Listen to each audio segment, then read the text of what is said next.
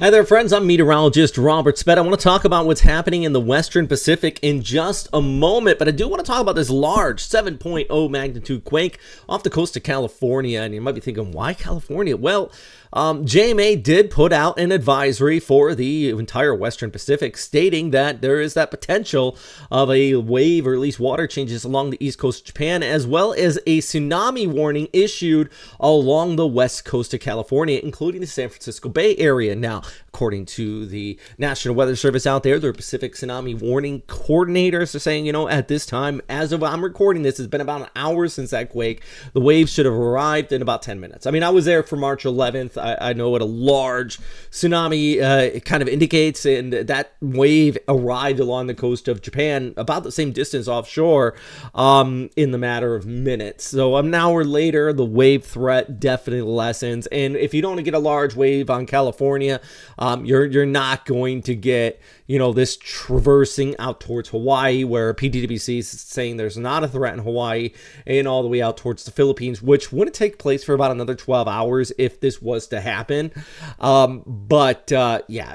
It's looking less and less likely for that to happen. Everything I'm seeing right now, according to the Pacific Tsunami Warning Center and indicators out there with buoys offshore and everything, maybe some water level changes, but not looking like a full-on powerful type tsunami. Always got to take this stuff seriously, though. 7.0 is probably on the lower end of tsunami warning, so but it must have been enough just offshore that it did spook the PTWC, and not spook. They're doing their job. But yeah.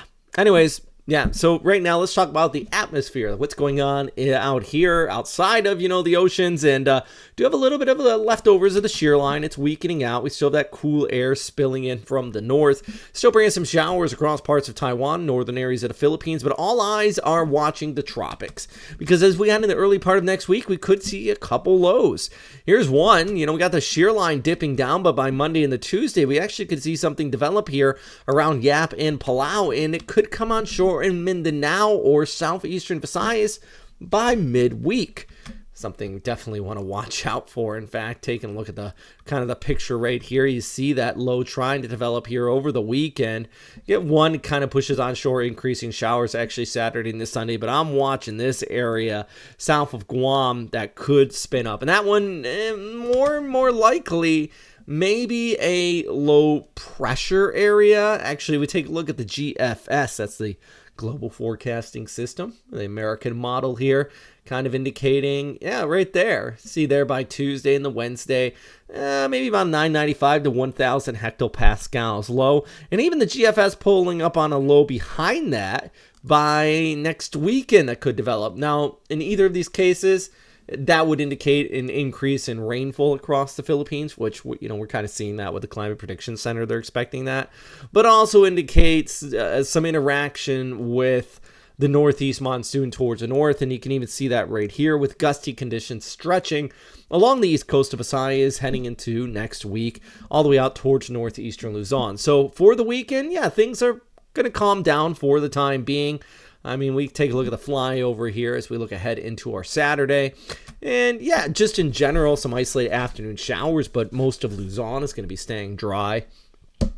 But if we do get something to develop that it could come in from the east, even just impacting Mindanao, it could have those broader reaching impacts because of that interaction with the high pressure ridge off here towards the north that's going to be spilling in as we go ahead into next week. So we're watching. I'm not seeing anything indicating a full-on typhoon, but definitely a low, maybe an interaction with the shear line towards the north that's going to increase some windy conditions through next week with some scattered showers along the east coast of the Philippines, as well as increasing rainfall for Yap, Palau, maybe even over towards Guam. That's today's update. It's a quick update.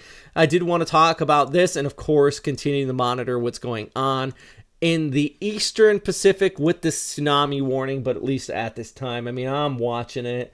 I'm watching local cameras out in California, and it looks like more like there's looky-loos there than there are people evacuating, which is scary.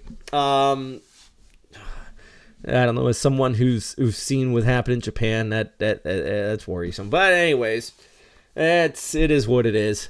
Thankfully, 7.0, we haven't seen a wave in over an hour there, so I wouldn't expect a widespread tsunami. And I'm not sure if that's what this means here. It's saying no tsunami warning at this time when I refresh it. And it looks, hey, there we go. When I started recording this update, there was a tsunami warning there. I said probably not going to see an additional one. Bam. I got done recording it, and there it goes. PDWC dropped it, so...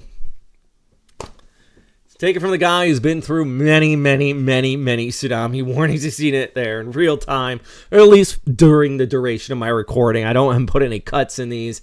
I don't put any edits. It's just raw. So with that said, stay safe out there, friends. Bye.